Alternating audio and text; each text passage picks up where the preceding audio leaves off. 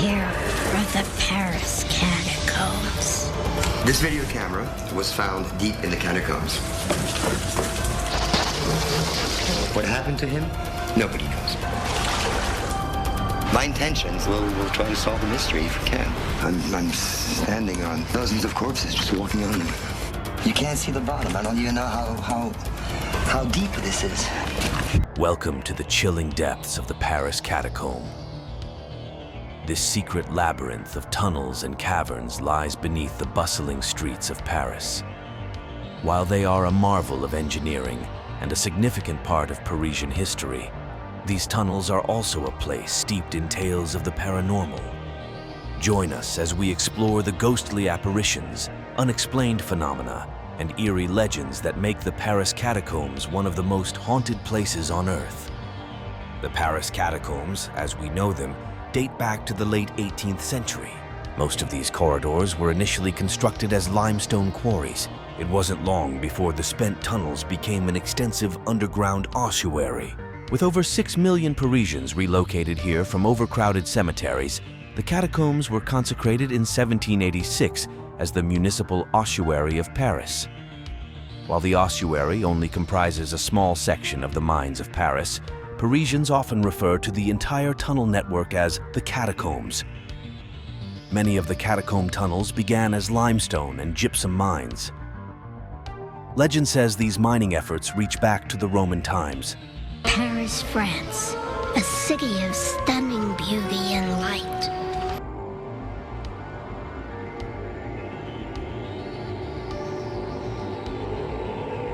But underneath Paris, there is a darker world.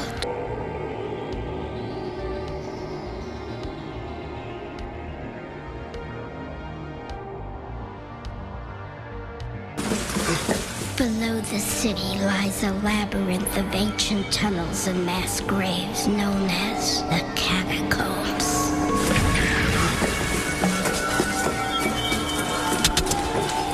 Dangerous and largely unmapped, the catacombs have been sealed off to the public for decades.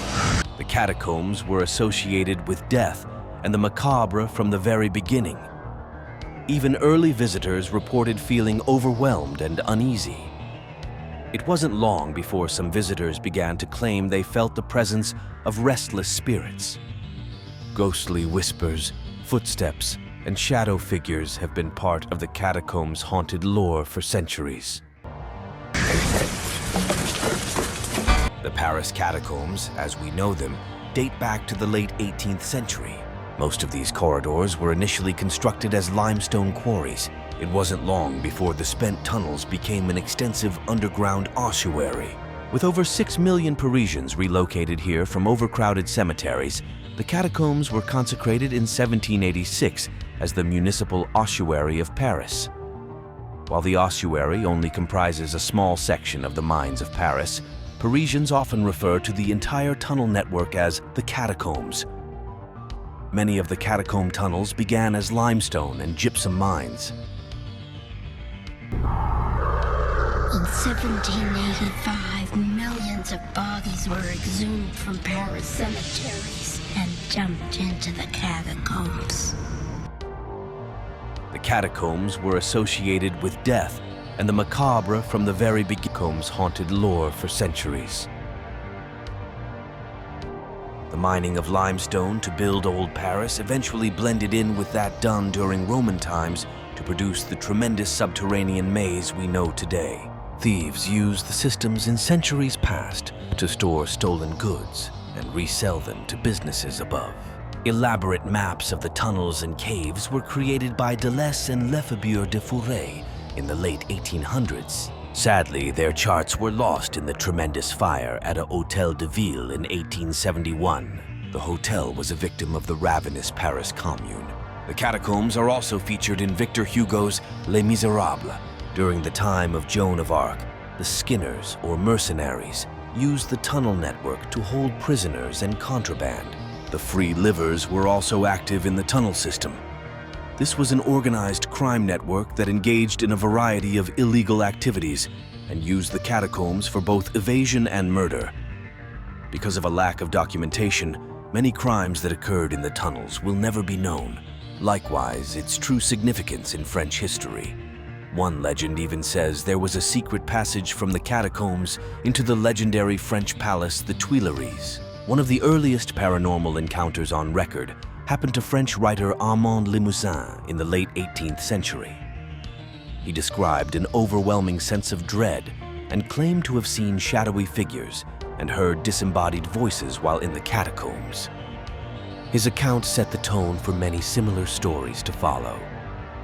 Ghostly apparitions are among the most reported phenomena in the catacombs. Visitors and explorers have seen translucent figures dressed in period clothing wandering the tunnels. One famous sighting involves the ghost of Philibert Aspert, but we will discuss him a little later. Eventually, the catacombs took on an entirely practical and utilitarian use for Parisian residents. Cheesemakers, brewers, and even mushroom growers made their fortunes from the dark atmosphere of the tunnel network.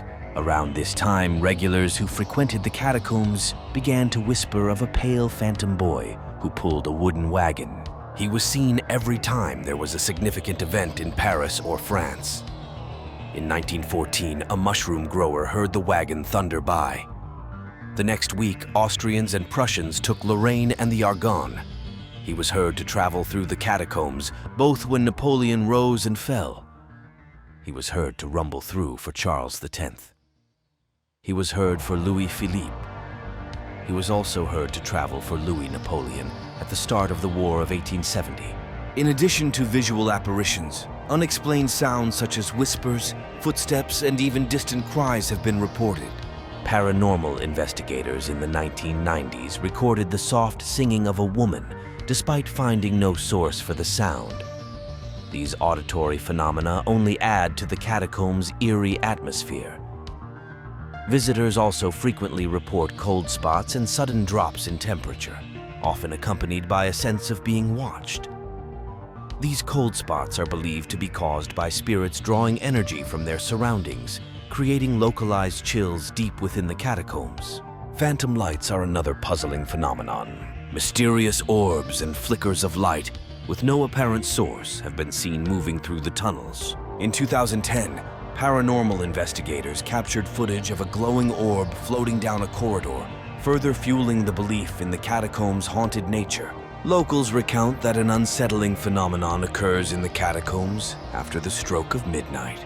According to these tales, the catacombs' walls seem to come alive, whispering eerie, disembodied voices that coax visitors to delve deeper into the labyrinthine tunnels. This auditory illusion makes it easy to lose one's bearings, trapping explorers in a maze from which they struggle to escape. The natural acoustics of the catacombs amplify and distort sounds, enhancing the ghostly and disorienting experience. Locals recount that an unsettling phenomenon occurs in the catacombs after the stroke of midnight.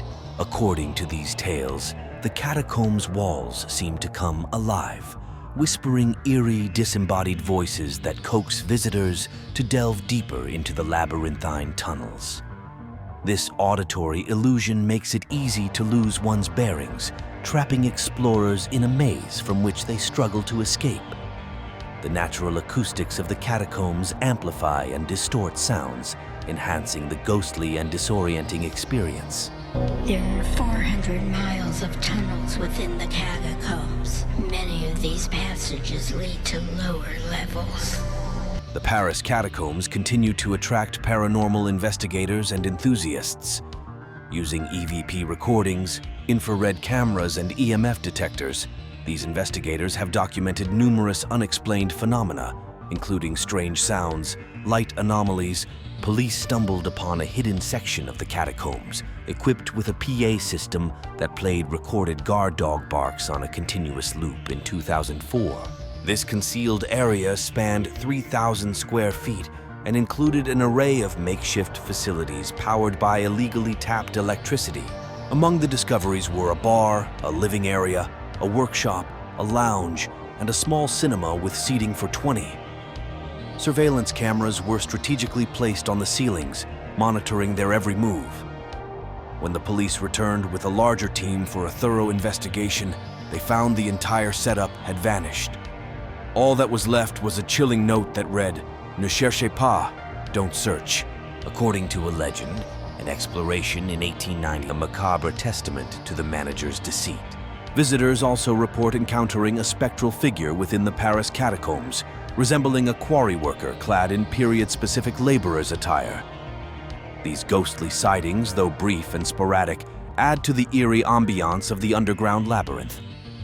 The presence of this apparition hints at a darker, more mysterious past, deepening the macabre allure of the catacombs and suggesting untold stories buried alongside the millions of bones that line the tunnels. One recurring sighting in the Paris Catacombs is that of a young woman, attired in 19th century clothing, wandering the labyrinthine tunnels in search of her lost love.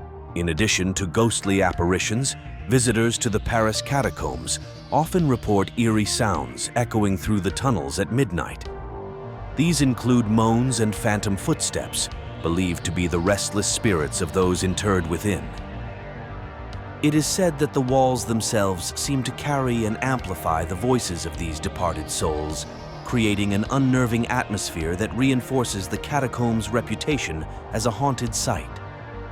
In the 18th century, a group of cataphiles, avid explorers of the Paris Catacombs, became hopelessly lost within the labyrinthine tunnels. Those who survived were completely insane by the time they were found. They never recovered from the starvation and supernatural trauma they endured. Legend states that in the 1950s, a serial killer dubbed the Catacomb Butcher used the Paris Catacombs to dispose of his victims. Some legends also state the Paris Catacombs house an ancient, cursed relic that will cast a dark spell on those who find it, driving them to madness. Such legends of explorers who, while searching for hidden treasures within the labyrinthine tunnels, stumble upon this malevolent artifact and suffer dire consequences. I went to the legal tourist one in Paris. Immediately got horrible night terrors and nightmares that lasted weeks. Stuff I've never felt before, like really intense anger, hatred, sadness, etc. A lot of the times I actually don't remember what I was dreaming at all, but those who heard me said it sounded bad, like I was suffering or something. Although they never bothered to wake me up, so I don't know how credible that is. Later that year, I went again with my brother, and the same thing happened with the night terrors and nightmares that again lasted several weeks, maybe even months, immediately after revisiting the catacombs. Not planning on going back anytime soon anyways.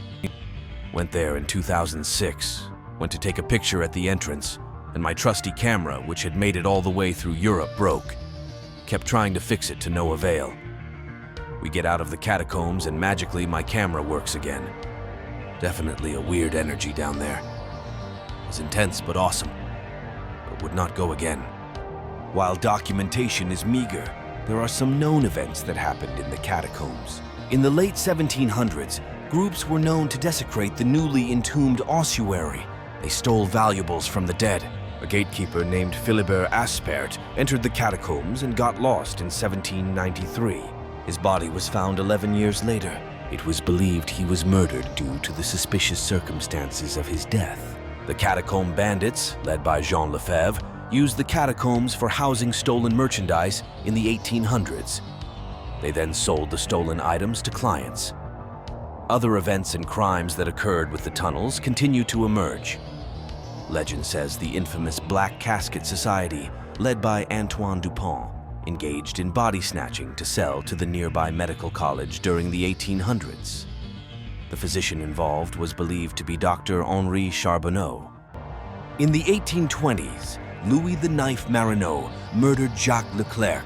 The crime was believed to stem from a counterfeiting operation.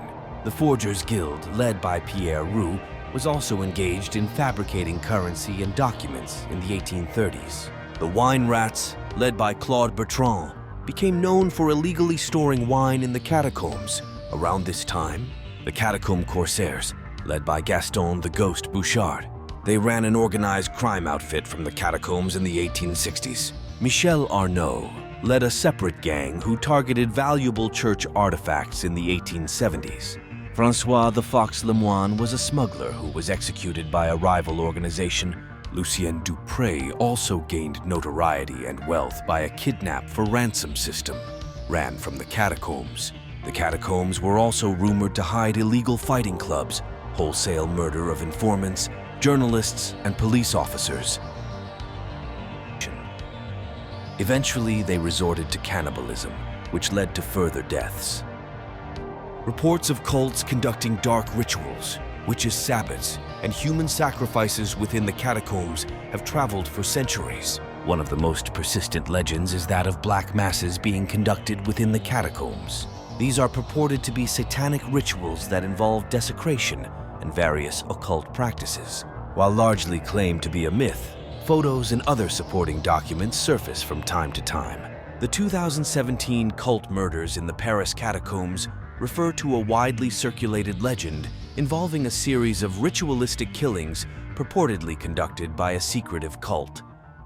The suspicious deaths of 2 catacomb explorers in 2009 and 2 tourists found dismembered are often cited as further proof.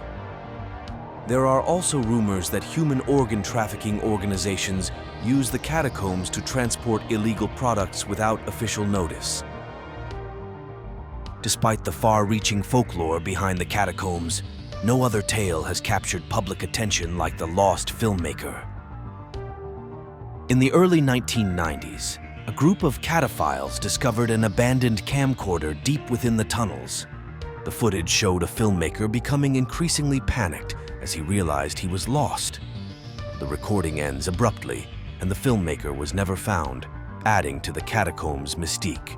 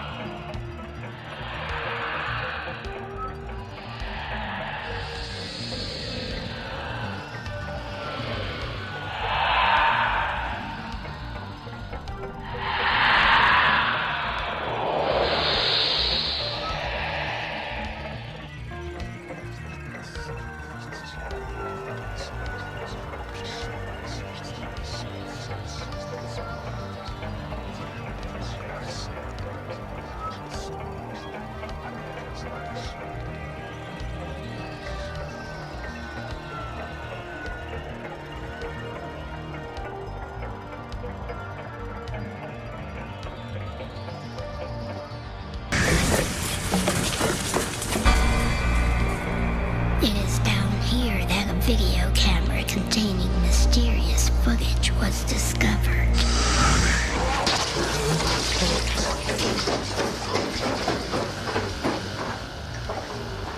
This video camera was found deep in the catacombs. It was picked up by a catacomb explorer, some of the people who wandered down there. It was given to me. I looked at the tape. It's very bizarre.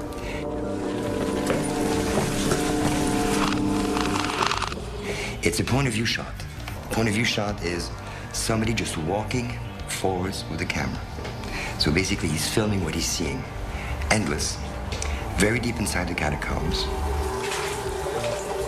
other than the point of view shots, are pictures of bones. Human bones. These were the poor Parisians who died over the last 1,000 years. In 1785, millions of bodies were exhumed from Paris cemeteries and dumped into the catacombs.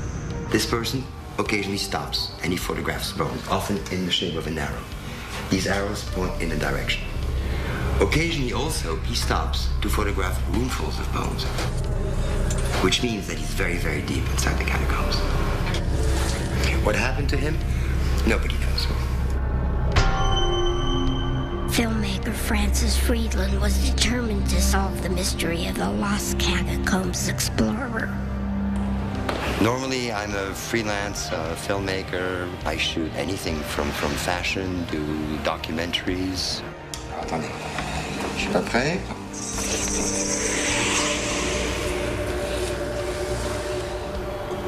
I mean, there are 400 miles of tunnels like this. So I brought the tape to a cataphile, an urban explorer. Cataphiles are strange people. They're people who have this passion for the catacombs. These people go down there to find new passages, new entries, new bones, new skeletons. Lézard is probably the person in Paris who knows the catacombs better than anyone. So according to Lézard, the person was not someone who knew his way around. My intention right now is to go down with a still photographer, Vincent, a friend. I'm also going to take an excellent sound man, Francis, to spend some time in the catacombs and try to solve the mystery.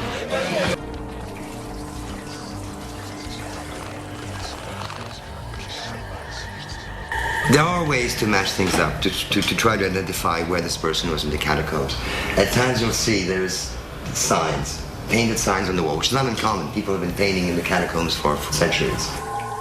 So it is possible with these paintings that we may be able to retrace his itinerary to some extent.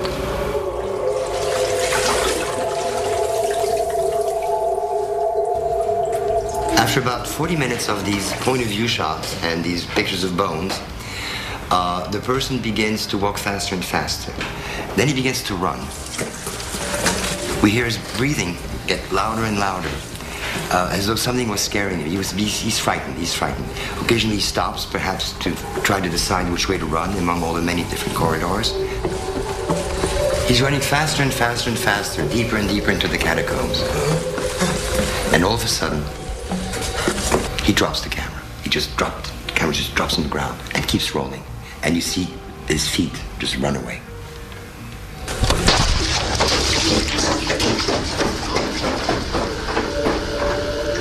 And it keeps rolling until it runs out of tape. Francis and I are going to now meet the director of the Catacombs Museum, who has nothing to do with the cataphiles, doesn't even want to know about the cataphiles, but he may have some information, and hopefully he can let us look at some maps of the catacombs. Mais alors tout Paris. In Paris, you have as many miles of tunnels underground as there are streets above ground. No one knows just how many passageways exist in the catacombs, but we believe that they go down over 300 feet. Some are filled with water, and many tunnels have collapsed over the years. It's an enormous maze. We think there are as many as 7 levels to it, spreading under the entire city. How do you get into the catacombs? Illegally, of course. And the idea is to find an entrance. The problem is that the authorities keep shutting him down. Apparently, Lézard has found a new way to get in, but it's way out from the center of town. It's actually on the edge of the city, through the railroad tracks for about a mile, and then this little hole in the ground, and we have to crawl through it. And he could still be down there. Maybe he found his way out. Nobody knows. We'll try to solve the mystery if we can. Trapped in the catacombs. I mean, imagine just running out of batteries on your flashlight. You're dead. You're dead. I mean, just look at this. You lose your flashlight. We're finished. It would be so easy to get lost in the catacombs, to become disoriented, unable to find your way out. You might never be found.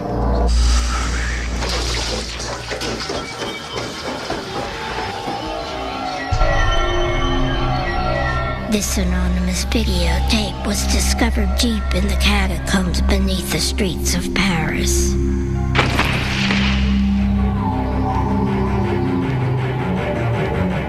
This videographer, he could still be down there. Maybe he found his way out. Nobody knows. My intentions now, as I've seen the tape, is to go down there, to try to find out what happened. So we'll try to solve the mystery if we can. So the trick is to watch not only your feet, but your head. I have never been very deep into the catacombs before. Very few people have. I don't know what to expect. Already when you enter the catacombs, the first few hundred yards are already scary. You have to crawl. You can bump your head. It's pitch black. As you're walking, you trip upon rocks, holes. You can fall pretty deep. There are 400 miles of tunnels within the catacombs. Many of these passages lead to lower levels.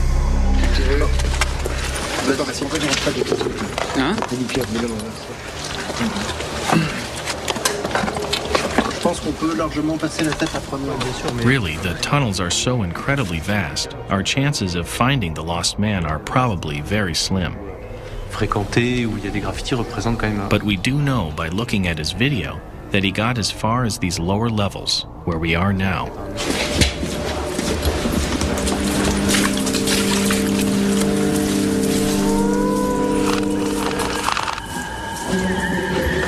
Is it okay?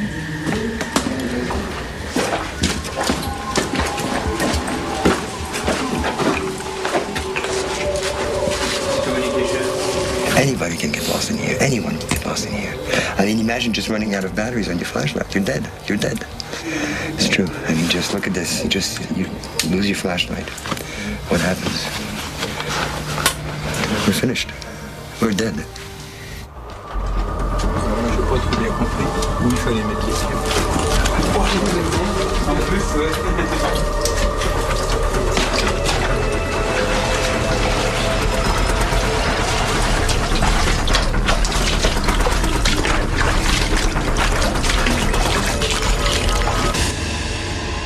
The explorers traveled 6 miles into the catacombs with no sign of the lost man.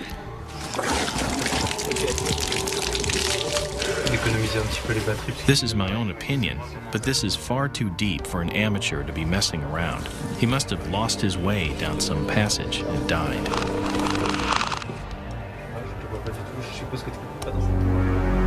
After 6 hours, the group was exhausted and running low on batteries. Francis decided to abandon the search. There's a manhole up there, which is supposed to be open to get out, but apparently it's locked or Liz is having a difficult time opening it up. We're gonna have to backtrack and walk back the 5 or 6 miles that we had coming here. That would be hours and hours and hours.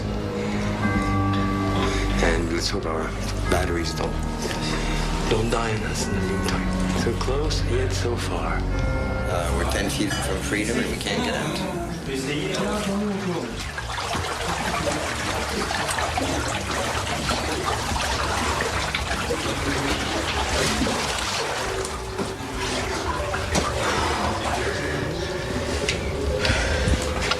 It's about 60 feet from here to the street. It looks like a manhole. There's no way to get out of that. It needs to be mountain climbing to get out.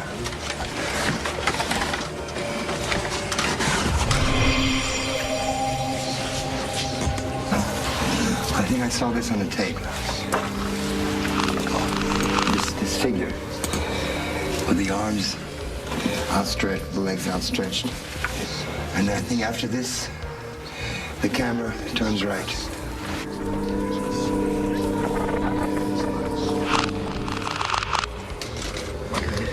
Donc là, on va passer par le passage de ça.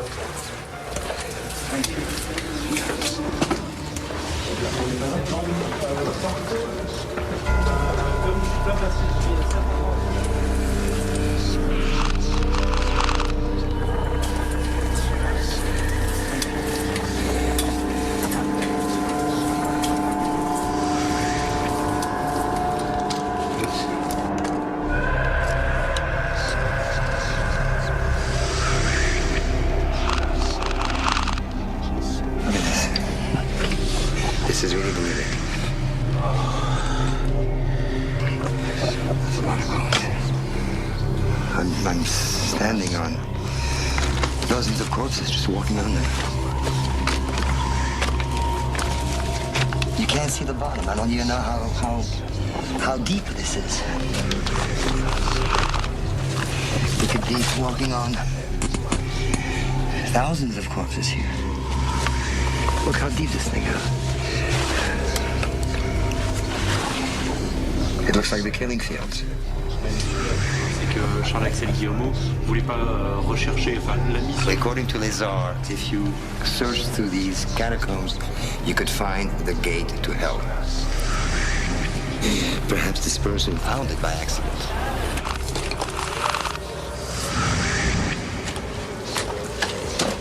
This is the gate to hell.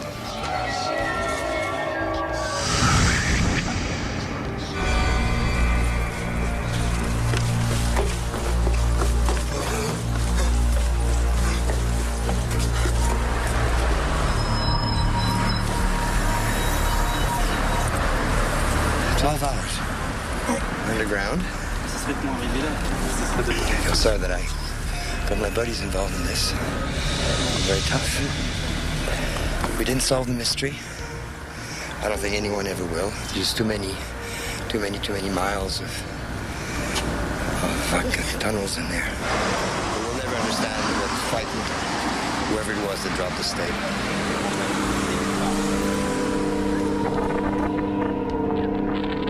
The Paris Catacombs are a place where history and the supernatural intersect. The labyrinthine ossuary, filled with the bones of millions, is steeped in ghost stories and legends. From ghostly apparitions and unexplained sounds to phantom lights and chilling legends, the Paris Catacombs remain a place of enduring fascination and fear. Whether you believe in ghosts or not, the Paris Catacombs are a haunting testament to the city's dark past and the enigmatic presence of its restless spirits. Thanks for watching. Be sure to like, subscribe, comment, and share to keep fascinating content coming here at Nightmare Nexus.